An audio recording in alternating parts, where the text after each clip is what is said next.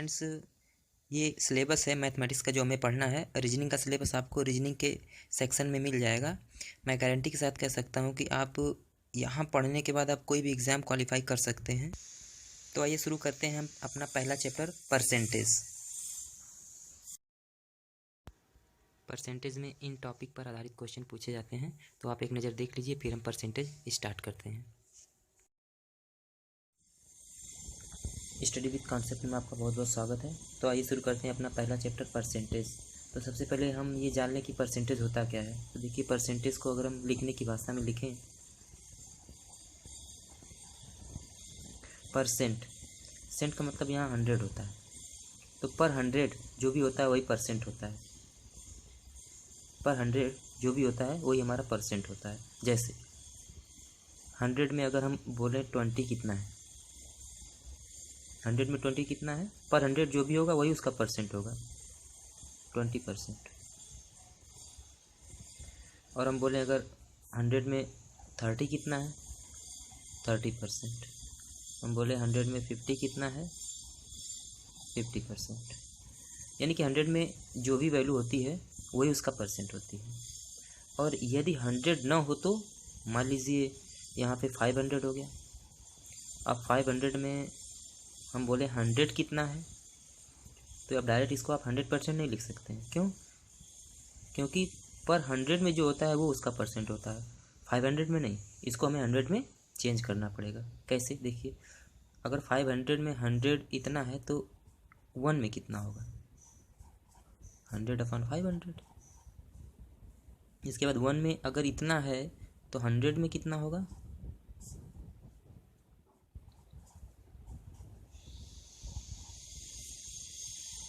दोनों तरफ 100 का मल्टीप्लाई कर दिया। अब 20 कैंसिल हो गया आपका। इसके बाद ये आपका 2 टाइम्स कट गया, यानी कि 20%। ये आपका हो गया। मतलब कोई भी अगर वैल्यू दी हुई है तो उसको हम पर 100 में कन्वर्ट करके जितना उसका मान निकलता है वही उसका परसेंट हो जाता है। और इसके बाद यदि हम पूछें कि किसी संख्या का कि इतना परसेंट कितना होगा, तो उसको ऐसे हम हल करते हैं। जैसे मान लीजिए दे दिया कि 100 का 10%, 100 का 10%, तो 100 का 10% आपका कितना हो जाएगा, 10 ही हो जाएगा। क्यों? क्योंकि पर 100 ही 100% है। पर 100 में जो भी जितना परसेंट होगा वही उसका परसेंट हो जाएगा। लेकिन अगर अब हम बोलें कि 100 यहाँ पे नहीं है, यहाँ पे मान लीजिए 400 है। अब हम बोलें 400 का 10% कितना होगा, तो आप क्या क्या करेंगे, 400 इंटू 10 अपॉन परसेंट हटाएंगे, नीचे 100 हो जाएगा। इससे से ये कट जाएगा तो ये आपका आ जाएगा 40, यानी 40। 400 का 10% 40। ठीक। और इसके बाद अब हम इसमें एक चीज़ और सीखेंगे। ये मैं आपको क्यों बता रहा हूँ, ऐसा नहीं बहुत बड़ी चीज़ है, लेकिन आगे आने वाले क्वेश्चंस में इनका यूज़ होगा। जैसे किसी संख्या को घटाना और बढ़ाना। जैसे अभी मैं बोलूँ कि 100 को हम 10% बढ़ा देते हैं, 10% अगर हम इसको बढ़ा देते हैं तो हम क्या करेंगे, 100 का 10% निकालेंगे। 100 का 10% 10 ही होगा, सॉरी 10 ही होगा। तो 10 हम इसमें ऐड कर देंगे, यानी 100 का 10% 110 हो जाएगा। तो इसको भी हम सीखेंगे कैसे हम डायरेक्टली घटा बढ़ा सकते हैं, क्योंकि घटाने बढ़ाने का कॉन्सेप्ट आगे हमेशा यूज़ होगा, हर जगह यूज होगा। ये मैं बेसिक आपको बता रहा हूँ। फिर हम अपने पहले क्वेश्चंस पे चलेंगे, कैसे कैसे क्वेश्चन इसमें आते हैं। जो मैंने पहले भी बताया हुआ है कि ऐसे ऐसे क्वेश्चन आते हैं, उन पे हम चलेंगे। जैसे अब यहाँ पे देखिए, मान लीजिए 100 है। अब 100 को हम 20% बढ़ा देते हैं, 20% बढ़ा देते हैं, तो ये कितना हो जाएगा, 100 का 20% 20 ही होगा, 100 का 20% 20 ही होगा, यानी ये सीधे सीधे 120 हो जाएगा। ये 100 में है, इसीलिए डायरेक्ट इसमें 20 ऐड हो जा रहा है, तो 120 हो जा रहा है। लेकिन अगर यहाँ पे 100 ना हो, 100 ना हो, मान लीजिए यहाँ पे 200 हो। अब हम एक क्वेश्चन में मान लीजिए बोल दिया कि ये 200 को हम 20% बढ़ा देते हैं, या फिर ए की आय बी से 20% अधिक है, ऐसे ऐसे क्वेश्चन पूछे जाते हैं। तो मान लीजिए कि यहाँ पे बी की आय 200 है, तो हम उसको 20% बढ़ा रहे हैं। तो इसको अगर 20% हम बढ़ाएं, क्वेश्चन के हिसाब से डायरेक्ट हम बढ़ाएंगे, यही मैं आपको सिखाना चाहता हूँ कैसे डायरेक्ट इसको हम बढ़ा सकते हैं। तो इसके बाद देखिए 100 में तो ये डायरेक्ट जो था वही जुड़ गया, लेकिन 200 में क्या होगा, 200 इंटू 100% तो ये है ही, 100% तो ये है ही, प्लस 20% हो जा रहा, यानी 120। अब परसेंट है यहाँ पे, तो परसेंट हम हटाएंगे तो नीचे 0 पड़ जाएगा। 100, तो 100 से ये 20 से 20 कट जाएगा। इसके बाद सीधे सीधे आपका 240 आ जाएगा, यानी कि हम 200 को अगर 20% बढ़ा दें तो वो 240 हो जाएगा। अभी इसी तरह मान लीजिए हम 200 को घटा देते हैं 20%। मान लीजिए बोल दिए कि 20% कम करने पर, तो 20% हम कम कैसे करेंगे, देखिए 200, अब ये 100% है, पहले से 100% है, माइनस 20% हो जा रहा है, तो बचा कितना, 80%। परसेंट हटाएंगे नीचे 20 बढ़ जाएगा, इससे काट गई। अभी आ गया 160, यानी कि 200 को अगर हम माइनस 20% करेंगे, 20% घटा देंगे तो वो 160 हो जाएगा। बस मैं यही आपको बताना चाहता हूँ कैसे इसको डायरेक्ट करते हैं। नहीं तो हम ऐसे भी कर सकते हैं, पहले 200 का 20% निकालें, फिर इसको ऐड कर दें, 200 का 20% निकालें, फिर इसको माइनस कर दें, तो वो बहुत ही लेंदी हो जाता है। अगर ऐसे आप करेंगे तो आपको बहुत ही आसानी पड़ेगी। और एक फार्मूला हमें और सीखना है इसमें, इफ़ेक्टिव परसेंटेज का फार्मूला। इफ़ेक्टिव परसेंटेज का फार्मूला ये देखिए मैं लिख रहा हूँ यहाँ पे, plus minus a is equal to plus minus x plus minus y plus minus x y upon 100। अब देखिए ये फार्मूला, इफेक्टिव परसेंटेज का फार्मूला कहाँ कहाँ यूज होगा, ये लगभग पूरे परसेंट में आपको यूज़ होगा। पूरे परसेंट में आप इस फार्मूले का यूज़ कर सकते हैं, जहाँ जहाँ ये परिवर्तन को शो करता है, जहाँ जहाँ परिवर्तन होगा ये परिवर्तन को शो करता है, एक्स वाई ए, यानी ए जो है वो डिपेंड करता है इस एक्स के और इस वाई के परिवर्तन पर। ये कितना परिवर्तित होता है उस हिसाब से ए परिवर्तित हो जाता है। जैसे त्रिभुज में अगर हम यूज करेंगे तो क्षेत्रफल हम यहाँ पे रखेंगे, और इसके बाद यहाँ पे आपकी भुजाओं में जो है वो परिवर्तन हो जाएगा। इसके बाद अगर हम आयत में करेंगे तो यहाँ पे भी, यहाँ पे दो भुजाओं में परिवर्तन हो जाएगा, यहाँ पे क्षेत्रफल आ जाएगा। अगर अब खर्च खपत में करेंगे तो भी यही फार्मूला यूज होगा। ये आपको अभी समझ में नहीं आएगा, जब हम इसको यूज़ करेंगे तब ये आपको बहुत अच्छे से समझ में आ जाएगा।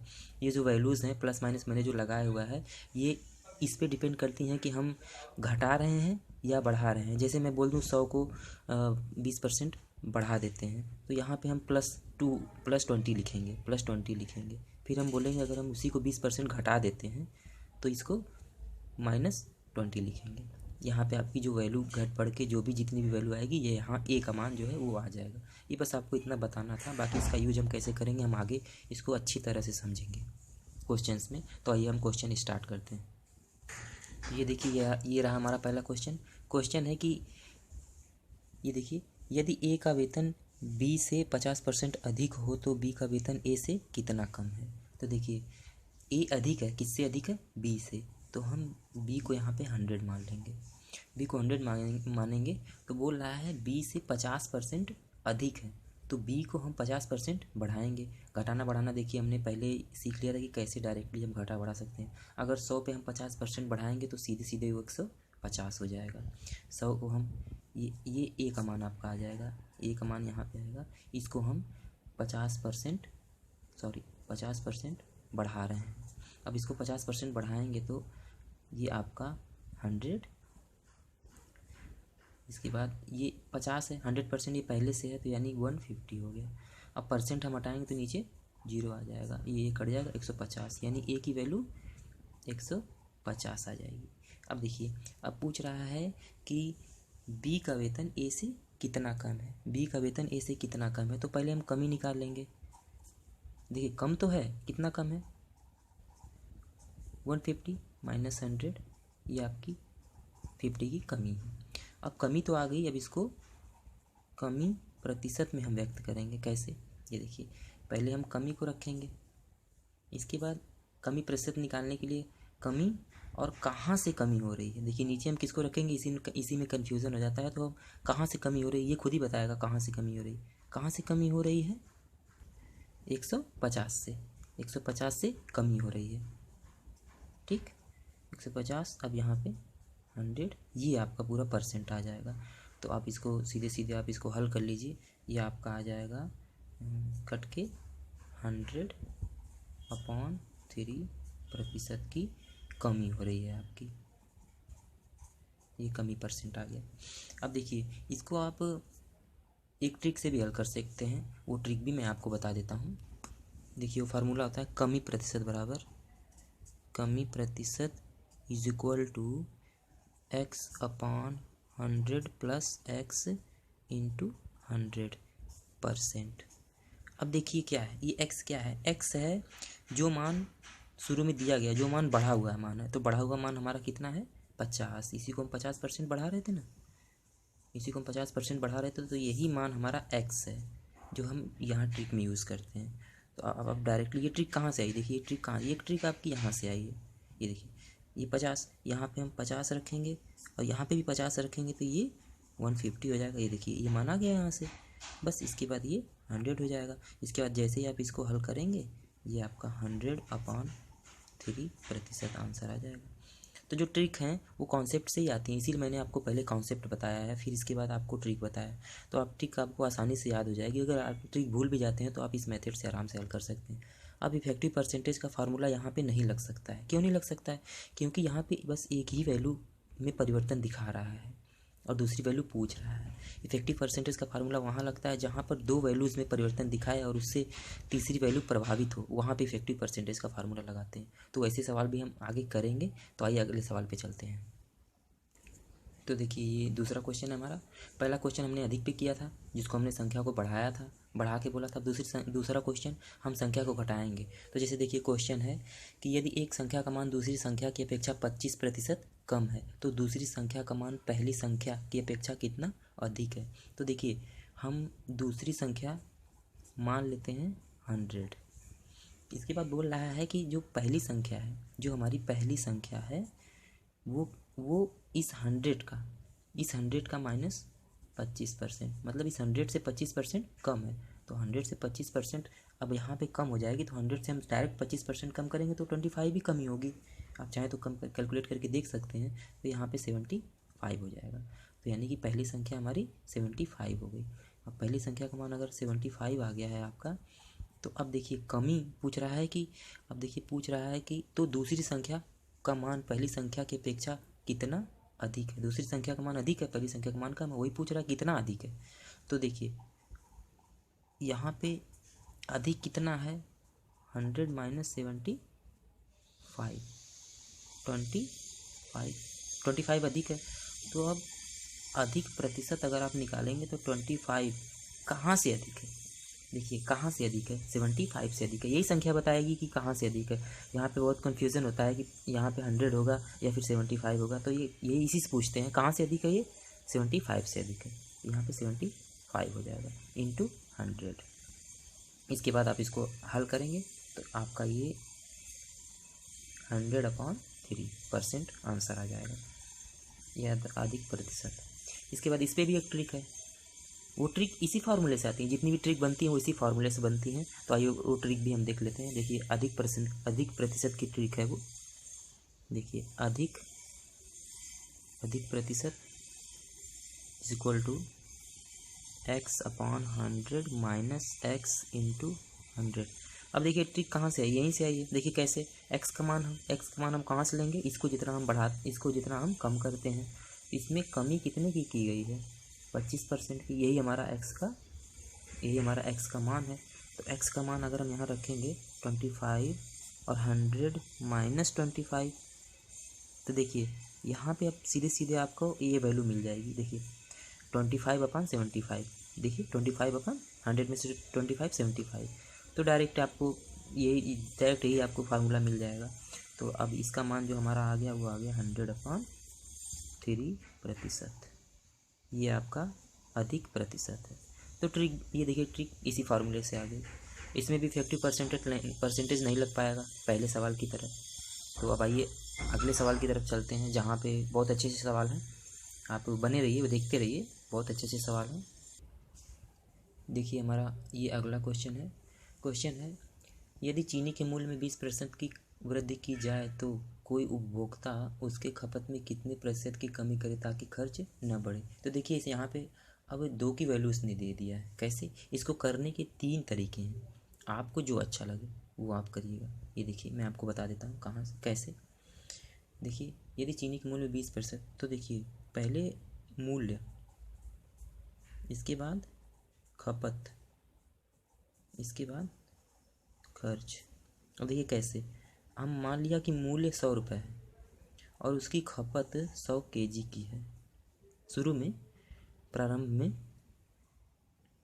100 रुपये पर केजी, और तो उसका यानी कि 100 रुपये मूल्य है और खपत उसकी 100 केजी की है, 100 रुपये पर केजी। तो यहाँ पे अब इसका खर्च कितना हो जाएगा, दोनों का मल्टीप्लाई कर देंगे। जब इन दोनों का मल्टीप्लाई हम करेंगे तो यहाँ पे ये बराबर आ जाएगा 10,000 के। ठीक। अब इसके बाद बोल रहा है कि मूल्य में 20% की वृद्धि कर दी गई। तो मूल्य में वृद्धि कर दी गई तो आप इसको डायरेक्ट यहाँ पर वृद्धि कर दीजिए +20%। ठीक। अब 100 में 20% की वृद्धि करेंगे तो 120 हो जाएगा। अब 120 रुपये पर केजी हो गया है। तो पूछ रहा है कि उपभोक्ता खपत में कितने प्रतिशत की कमी करे। अब यहाँ पे कमी करे, कितने प्रतिशत की करे हमें नहीं पता है, लेकिन कमी करेगा, वो कमी करेगा। तो बोल रहा है कि इस मत पर कि खर्च न बढ़े, उसका खर्च जो है वो जितना था उतना ही रहे। तो देखिए हमारा खर्च अब कितने की खपत है हमें नहीं पता है, हमें एक्स मान लिया। इसके बाद अब बोल रहा है खर्च ना बढ़े, खर्च जो था वही रहे। ठीक, 10,000। तो अब इसको निकालने के लिए देखिए यहाँ पे बस मल्टीप्लाई इसको कर दीजिए। अब ये हो गया 120x इज इक्वल टू 10,000। बस अब इसको हल कर लीजिए। जैसे आप इसको हल करेंगे तो यहाँ पे देखिए x का मान ये 10 से 10, इसको आप कैंसिल कर देंगे तो x का मान ये 500 250 अपॉन 3 आ जाएगा। तो x का मान यहाँ देखिए 253 आ गया। तो x का मान अब हम यहाँ लिख सकते हैं 250/3, यानी कि पहले इतना था अब इतना हो गया। तो कमी कितने की आई है, देखिए बस वही प्रोसेस, कमी कितने की आई है, क्योंकि कमी उसने बोला है। कमी कितने की आई है, परिवर्तन कितने का आया है, सीधे सीधे आप ऐसे बोल सकते हैं। तो देखिए 100 -/3। अब देखिए कितना आया है, ये आपका सीधे सीधे 300 हो जाएगा। एलसीएम ले लेंगे यहाँ पे तो 300 हो जाएगा। 300 250 माइनस हो जाएगा तो यहाँ पे 50 आ जाएगा। डायरेक्ट मैं कर दे रहा हूँ 50/3। तो 50/3 आपका आ गया। तो बस यही आपका आंसर हो गया। कमी आ गई, नहीं आंसर नहीं हुआ, ये आपका कमी आ गई। कमी आ गई तो आप इसको आप परसेंट कमी में चेंज कर लीजिए। ये तो कमी आ गई आपकी। अब परसेंट कमी में जब इसको आप चेंज करेंगे, कमी प्रतिशत 50/3। अब ये कमी हुई है तो कहाँ से हुई है, तो कमी 100 से हुई है हमारी। यहाँ पे देखिए 100 से हुई है कमी, 100 से यहाँ आया है ना, 100 से कमी हुई है अपॉन 100 इंटू 100। तो 100 कट गया तो कमी हमारी आई 50/3% की। यही हमारा आंसर हो गया। देखिए आप आंसर में, ये ऑप्शन में ये आंसर आपको मिल जाएगा। इसको आप जब हल करेंगे तो आपको ये आंसर मिल जाएगा। हल करके ये आपका आएगा 3 1 3 और 2/3%, यही आपका आंसर हो जाएगा। अब इसको हल करने का इसका दूसरा तरीका देख लीजिए। दूसरा तरीका आप इफेक्टिव परसेंटेज से भी कर सकते हैं और इसके बाद या फिर कमी प्रतिशत से भी कर सकते हैं। तो पहले कमी प्रतिशत से हम कर लेते हैं। देखिए कमी प्रतिशत से अगर हम इसको करेंगे तो देखिए कमी प्रतिशत x/100 100 minus 100 plus x into 100, क्योंकि यहाँ पे देखिए बड़ा था। तो इसके बाद यहाँ पे हम अब देखिए क्या 20 रखेंगे, 20/120 इंटू 100। इसको आप कट कर लीजिए। जैसे ही आप इसको कट करेंगे तो आपको आंसर मिल जाएगा। तो देखिए यहाँ से इसका आंसर आ गया 200/12 इसको कट कर दीजिए 2 से, तो 100/6, और इसके बाद ये आ जाएगा 50/3%, 50/3%, यहाँ पे हो गया। अब इसको हम इफेक्टिव परसेंटेज से करके देख लेते हैं। इफेक्टिव परसेंटेज यहाँ क्यों लग रहा है वो भी हम आपको बता देते हैं। इफेक्टिव परसेंटेज देखिए, +- a is equal to +- x +- y +- x/y/100। अब देखिए यहाँ पे ये हो गया मूल्य, इसके बाद ये हो गया आपका खपत, ये हो गया आपका खर्च। हमने ये खर्च इधर क्यों नहीं माना, इधर ही माना, क्योंकि इन दोनों पर ही तो डिपेंड कर रहा है खर्च, इन दोनों पर ही डिपेंड कर रहा है खर्च ना, इसीलिए हमने इसको खर्च माना है। तो बोल रहा है खर्च में कोई परिवर्तन नहीं हो रहा है, जो पहले खर्च था वो, ये परिवर्तन हम यहाँ पे हाँ सब परिवर्तन रखेंगे हम। तो खर्च में परिवर्तन कितने का हुआ, 0 का हुआ। इसके बाद मूल्य में कितने का परिवर्तन हुआ, +20 का हुआ, 20% बढ़ा है ना। इसके बाद खपत में कमी कितने की आई है, माइनस, ये प्लस माइनस इसलिए लगा रहे हैं, प्लस यानी कि वृद्धि, और माइनस यहाँ पे लगेगा इसलिए क्योंकि कमी, वाई हो जाएगा ये। अब माइनस प्लस ये दोनों को हम इंटू करेंगे, माइनस एक प्लस एक माइनस है तो माइनस का चिन्ह आ जाएगा यहाँ पे, 20y/100। अब आप इसको यहाँ से हल कर लीजिए, तो y को आप इस तरफ ले आइए, इसके बाद ये देखिए +20, इसके बाद माइनस, इसको भी उधर ले जाना पड़ेगा आपको प्लस में, पहले इसको यहीं लिख देते हैं y/5। इसके बाद देखिए y +y/5, 25 एलसीएम ले लीजिए आप, 5y + y 20, अभी 6y और 5 का उधर मल्टीप्लाई हो जाएगा 100, तो y/100/6, ये आपका आ जाएगा 50/3% की कमी। देखिए इफेक्टिव परसेंटेज से भी हमने इसको हल कर लिया, इसके बाद आपको इससे भी हमने हल कर लिया, कमी प्रतिशत से भी हल कर लिया, और यहाँ पे हमने बेसिक से भी इसको हल कर लिया, जो कॉन्सेप्ट था उससे भी हल कर लिया। तो फिर अब आइए चलते हैं हम अगले क्वेश्चन में, जहाँ पर आपको ये पता नहीं रहेगा, कहीं कहीं क्वेश्चन में आपको ये पता नहीं रहेगा कि कमी होगी कि वृद्धि होगी, तो वहाँ पे हम चिन्ह के अनुसार हम वो करते हैं कि चिन्ह जैसा आएगा वैसा हमें पता चल जाएगा कि कमी होगी कि वृद्धि होगी। देखिए कैसे, आगे क्वेश्चन में देखते हैं कैसे वो होता है। तो देखिए ये हमारा अगला क्वेश्चन है। देखिए क्वेश्चन क्या है, चीनी के मूल्य में 20% वृद्धि होने पर एक परिवार में चीनी की खपत 25% कम कर दी। इस परिवार के चीनी पर होने वाले खर्च में कितने प्रतिशत की कमी आएगी। तो देखिए अब खर्च में ये कमी, ये वेरी कर रहा है, सब वेरी कर रहे हैं। तो यहाँ पे आप देखिए, आप ट्रिक जो है आपकी नहीं लगेगी, जो आप प्रतिशत कमी वाली ट्रिक है वो नहीं लगेगी।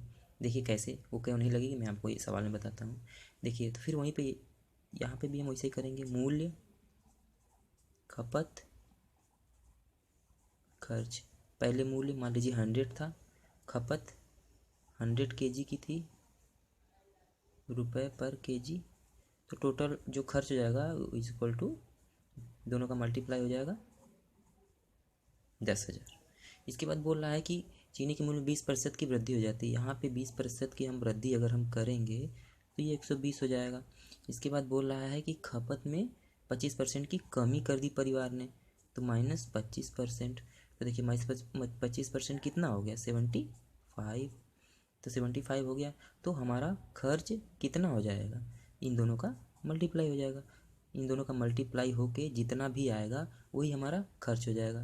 तो मल्टीप्लाई आप करेंगे तो आपका 9,000 आएगा, मल्टीप्लाई करके देख लीजिए 9,000 ही आएगा। तो देखिए कमी कितने की हुई, कमी कितने की हुई, पहले 10,000 था खर्च हमारा, अब 9,000 हो गया, तो कमी आपकी 1,000 की आ गई। 1,000 की कमी हुई है। अब कमी प्रतिशत हम निकाल लें, जो हमारा यही पूछ रहा है कमी प्रतिशत। तो कमी प्रतिशत अगर हम निकाल लें तो देखिए यहाँ पे 1,000 रखेंगे अपॉन, ये कमी हुई है तो कहाँ से हुई है, हमारी कमी यहाँ से हुई है, यहाँ से इधर कमी आई है ना, कमी इधर से इधर आई है, तो हम 100 को यहाँ पे 10,000 को लेंगे इंटू 100। 2 0 से 2 0 कैंसिल, अब 2 0 से 2 0 कैंसिल, फिर ये 2 0 से 2 0 ये भी कैंसिल, बचा 10, यही हमारी 10% की कमी आ जाएगी। बस यही हमारा आंसर हो जाएगा। अब देखिए, अब इसको हम यहाँ पे हम जो है कमी प्रतिशत का फार्मूला क्यों नहीं लगा सकते, क्योंकि वहाँ पे x की एक ही वैल्यू मांगता था रखने के लिए, यहाँ पे तो दो दो वैल्यू हो गई है, वेरी कर रहा है, इसलिए वो फेल्ड हो गया, जो कमी प्रतिशत था वो फेल्ड हो गया। अब देखिए, जैसे कमी प्रतिशत का फार्मूला क्या था, x अपान 100 प्लस x इंटू 100, तो x तो एक ही वैल्यू पे डिपेंड कर रहा था ना, इसीलिए ये फार्मूला फेल्ड हो गया। अब इफेक्टिव परसेंटेज का फार्मूला यहाँ पे लगेगा। देखिए कैसे, क्योंकि ये दो वैल्यू वेरी कर रही हैं, तीसरी पूछ रहा है, इसमें तीनों वैल्यू की वैल्यू हम आराम से रख सकते हैं। Plus minus a is equal to plus minus x plus minus y plus minus x y upon 100। देखिए ये है खर्च, जैसा कि हमने उसमें बताया था, ये है खर्च, ये है मूल्य और ये है खपत। देखिए खर्च हमारा कितने का है, खर्च में हमारी जो ये हमें खर्च में ही तो परिवर्तन हमें ज्ञात करना है ना, कितने प्रतिशत की वृद्धि हुई है, तो इसको हम प्लस माइनस या फिर ए करके छोड़ देते हैं, कोई दिक्कत नहीं, इसको ऐसे रहने दीजिए। इसके बाद मूल्य में 20% की वृद्धि हो रही है, प्लस हमने इसलिए लगाया कि वृद्धि हो रही है। अब यहाँ पे खपत में -25% की कमी हो रही है, -25। अब दोनों का जब मल्टीप्लाई हम करेंगे, प्लस माइनस माइनस, दोनों संख्याओं का मल्टीप्लाई, इसके बाद 20 इंटू 25 अपॉन 100, तो ये 4 टाइम्स कट जाएगा और ये 5 टाइम्स, ठीक। तो ये देखिए +20 -25 -5, अब ये आ गया माइनस का 10%, ये हमारा परिवर्तन है जो ए में है। अब देखिए यहाँ से हम चिन्ह से हम ज्ञात करेंगे कि ये, अगर मान लीजिए वहाँ क्वेश्चन में नहीं भी दिया होता कि कमी हो रही है, तो भी हम पता कर लेते कि हाँ अगर ये माइनस है तो ये कमी को शो करेगा, किसको, कमी को शो करेगा। तो यहाँ पे हमें पता चल गया कि कमी हो रही है। तो चलिए अब एक क्वेश्चन हम और देखते हैं, जहाँ पे आपको सीधे सीधे खपत दे देगा कि इतने केजी की हो रही है, या फिर मूल्य इतना घट के इतना हो गया है। मतलब अब एक डिफरेंट टाइप का क्वेश्चन है जो कि डायरेक्ट इस पे बेस्ड नहीं है। आगे देखिए उसको हम कैसे हल करते हैं। अब देखिए जैसा ये क्वेश्चन दिया है कि चीनी के भाव में 32% की वृद्धि हो जाने पर एक परिवार ने अपनी खपत इतनी कम कर दी कि चीनी पर खर्च में केवल 10% की वृद्धि हुई। यदि मूल्य वृद्धि से पहले चीनी की खपत 10 केजी की थी तो अब खपत कितनी हो जाएगी। देखिए यहाँ पे अब ना तो आपका इफेक्टिव परसेंटेज का फार्मूला लगेगा और ना ही आपका प्रतिशत कमी या फिर अधिक का फार्मूला लगेगा। देखिए कैसे, क्योंकि यहाँ पे अब परसेंटेज नहीं दे रहा है, यहाँ पे आपको अब वैल्यू दे दी है उसकी। देखिए अब वही हमारा फार्मूला, पहले मूल्य फिर खपत और फिर खर्च। तो पहले अब हमारा मूल्य में जो मूल्य मान लीजिए 100 का था, 100 रुपये पर केजी, खपत हमें नहीं, खपत यहाँ पे हम नहीं मान सकते 100, क्यों, क्योंकि उसने खपत में कुछ बढ़ाने घटाने को दिया ही नहीं है। मूल्य में बोल रहा है वो 32% की वृद्धि हो जाती है। अपनी खपत इतनी कम दी, खपत कम तो कर दी, कितनी खपत कम कर दी हमें नहीं पता है। कि खर्च में देखिए खपत कम कर दी कि चीनी की खर्च में 10% की, अब खपत जो हमारा खर्च है कितना है हमें वो भी नहीं पता है, लेकिन हमें लास्ट में उसने ये दे रखा है कि वृद्धि से पहले चीनी की खपत 10 केजी की थी, 10 केजी की थी। तो अब जो हम खर्च कैसे निकाल लेंगे, इंटू करके खर्च हमारा आ जाएगा 1000। अब देखिए अब बोल रहा है कि खर्च में 10% की वृद्धि हो जा रही है, खर्च में भी वृद्धि हो रही है प्लस 10% की। अब इसका हम आप 10% निकालेंगे तो आई थिंक 100 आएगा, तो सीधे सीधे आप ये आपका हो गया 1100। कैसे वो भी निकाल के मैं आपको दिखा देता हूँ। 1000 पे 10% की वृद्धि करेंगे तो 110, 100% तो पहले से था, 10% ऐड कर दिया 110, और परसेंट हटाएंगे नीचे 0 0 0 कट कर दीजिए, ये देखिए आपका आ गया 1100, सीधे सीधे 1100, यही हमने वहाँ पे रखा हुआ है। इसके बाद देखिए अब ये आ गया, अब इसको 32% बढ़ाएंगे तो ये 132 सीधे सीधे इसके बाद अब पूछ रहा है, यही आपसे पूछ रहा है कि ये खपत अब कितनी हो गई, खपत कितनी है तो खपत हमने मान लिया x है। तो देखिए अब 132x, ये आपकी क्वेश्चन आ गई। इसको आप हल कर लीजिए। इसको आप हल करेंगे तो ये 11 से कटेगा, तो 11 × 11, ये आपका 100 आ गया। और 11 से आप इसको काटेंगे तो 1 आई थिंक 2 आ जाएगा आपका, ये कट जाएगा, इससे दोनों कट जाएंगे 11 से। तो इसके बाद इसको आप फिर से काट लीजिए तो आपका 50/3, और ये आपका आ जाएगा 8/1/3। इसको आप हल करेंगे तो इतना आपका आ जाएगा। क्या है ये? kg। ये x का मान आ गया आपका x का मान आ गया आपका। देखिए आंसर में तो इतना आ गया, ठीक, 8/1/3 kg की खपत है। खपत अब हो जाएगी, इतनी कम हो गई। लेकिन अगर इसी में पूछ देता कमी और वृद्धि तो आप इफेक्टिव परसेंटेज से निकाल सकते थे। यहाँ पे आपका जो कमी प्रतिशत नहीं लगेगा। तो देखिए कमी तो हो रही है, हमें पता है कमी तो हो रही है, आप कमी निकाल सकते हैं आराम से। कमी के लिए आप क्या कर सकते हैं? देखिए कमी, कितने की कमी हो रही है? 10 - 25/3। इसको आप हल करेंगे तो ये आ जाएगा 5/3। तो अब कमी प्रतिशत 5/3। कमी कहाँ से हो रही है? देखिए कमी कहाँ से हो रही है? 10 से, 10 से हो रही है ना कमी, यहाँ से हो रही है ना। 10 × 100, 10 से 10। इसके बाद ये आ गया आपका, आ गया 50/3 प्रतिशत की कमी हो रही है आपकी। अब इसको आप इफेक्टिव परसेंटेज से भी निकाल सकते हैं। कैसे? आइए वो भी देख लेते हैं। ये फिलहाल क्वेश्चन में पूछा नहीं है, लेकिन मैं बता रहा हूँ, आगे अगर ऐसा पूछ दे तो आप इसमें कैसे करेंगे। x ± y ± xy/100। तो देखिए ये खर्च है हमारा, पीछे हमने लिख चुके हैं, ये खर्च है हमारा। तो खर्च में देखिए खर्च में हमने खर्च निकाल लिया है। खर्च उसमें दिया हुआ है फिलहाल 10% प्लस 10% की आपकी वृद्धि हो रही है, इसलिए प्लस हमने इसलिए लगाया है। इसके बाद x में प्लस 22% की वृद्धि हो रही है। और अब देखिए यहाँ से हमने कमी तो निकाल लिया है यहाँ से, लेकिन क्या हो रहा है हमें नहीं पता है। इसको हम ऐसे ही रहने देते हैं, जैसे ही लिखा है ऐसे ही रहने देते हैं। फिलहाल क्वेश्चन में उसने कहा भी है कि कितनी कमी हो जाएगी। अगर कमी नहीं भी पता है तो आप इसको ऐसे रहने दीजिए। मान लीजिए ±y ही हमने कर दिया। इसके बाद और यहाँ पे देखिए क्वेश्चन उसने कहा है कि खपत को कम कर दिया जाता है, तो कम कर दिया जाता है यानी कि ये प्लस माइनस है तो यहाँ पे माइनस हो जाएगा। तो अगर हम इसको माइनस लेंगे तो प्लस माइनस -32y/100। इसके बाद इसको हल कर लीजिए। इसको हल करेंगे तो देखिए ये आपको इसको एलसीएम लेके अब इसमें ये आपका देखिए इधर आ जाएगा, तो ये आपका आ जाएगा -22 = 100। एलसीएम ले लेंगे तो ये आ जाएगा -100y -32y। इसके बाद इसको हल कर लीजिए तो ये आ जाएगा -22